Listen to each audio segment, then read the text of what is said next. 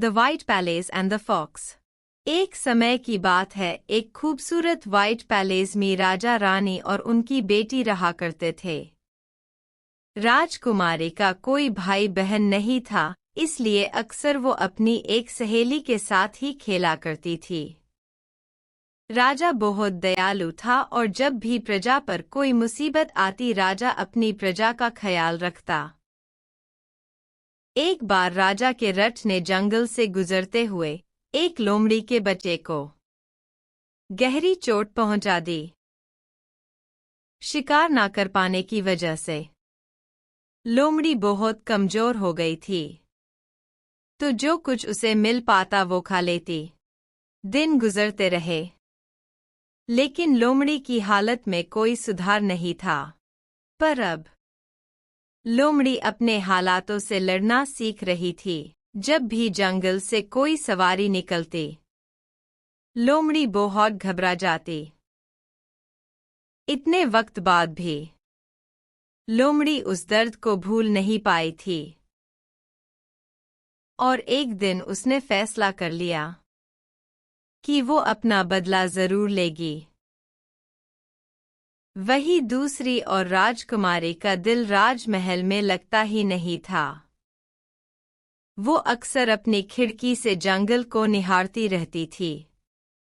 उसको वहां जाकर बहुत सुकून मिलता था, इसलिए वो राजा से इजाजत लेकर अक्सर अपनी सहेली के साथ जंगल घूमने जाया करती थी। एक दिन मौसम बहुत अच्छा था, इसलिए राजकुमारी अपनी सहेली के साथ जंगल की खूबसूरती का आनंद लेने गई। राजकुमारी को पानी से खेलना बहुत पसंद था। घूमते घूमते उसकी सहेली ने हिरणों के एक झुंड को देखा। जहां उसने एक खूबसूरत हिरन को देखा, वो उसे देखने के लिए उसकी ओर चली गई। दूसरी ओर राजकुमारी ने एक चमकते हुए फूल को देखा और उसे छूते ही वो एक जादुई दुनिया में पहुंच गई। दूसरी ओर राजकुमारी को ना पाकर उसकी सहेली उसे हर तरफ ढूंढने लगी। जादुई दुनिया में पहुंचते ही राजकुमारी हैरानी से वहां की चीजों को देखने लगी। हमारे देश में आपका स्वागत है राजकुमारी। कप को बोलता देख वह घबरा गई। राजकुमारी का पीछा करते हुए लोमड़ी ने ये सब देख लिया था। उसने सोचा कि मैं भी देखता हूं कि वह कहाँ गई है, इसलिए वो भी जादुई दुनिया में आ गया। जादुई दुनिया में पहुंचने के बाद लोमड़ी वहां की सभी चीजों को देखने लगी, लेकिन किसी भी चीज ने उससे बात नहीं की। आने वाली मुसीबत से अनजान दूसरी और राजकुमारी जादुई दुनिया की खूबसूरती का आनंद ले रही थी। ये सब उसके लिए एक सपने की तरह था। तभी वहां तेजी से उड़ता हुआ एक बाज उसके पास आया। सावधान राजकुमारी, एक लोमड़ी आपको नुकसान पहुंचाने के लिए आपका पीछा कर रही है। आप जल्द से जल्द कहीं जाकर छुप जाइए। वही दूसरी ओर पैरों के निशानों का पीछा करते हुए लोमड़ी उसके और नजदीक पहुंचती जा रही थी। तभी उसे रोकने के लिए बाज उसके ऊपर झपटा। बाज और फॉक्स की भयंकर लड़ाई होने लगी। बाज ने बहुत कोशिश की, पर बाज लोमड़ी के तेज पंजों का सामना नहीं कर पाया। बाज को घायल करके लोमड़ी फिर से राजकुमारी की तरफ बढ़ी। दूर कहीं भागते हुए राजकुमारी को एक गुफा नजर आई।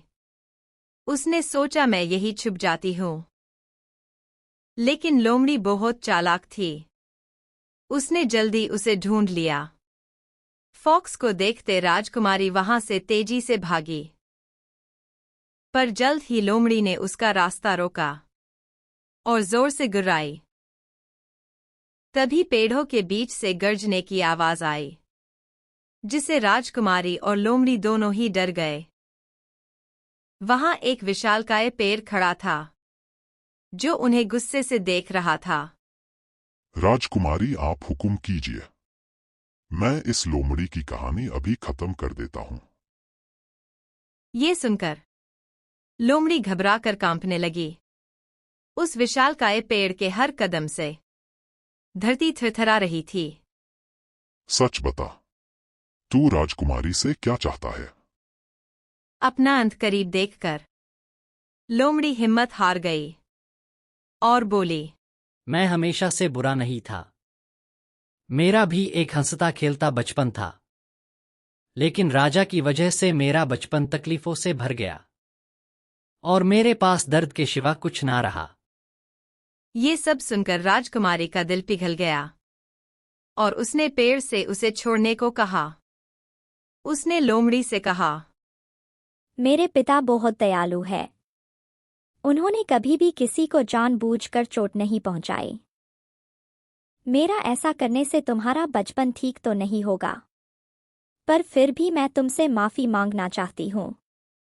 क्या तुम मेरे पिताजी को माफ करोगे? दयालु राजकुमारी को देखकर लोमड़ी का दिल भी पिघल गया।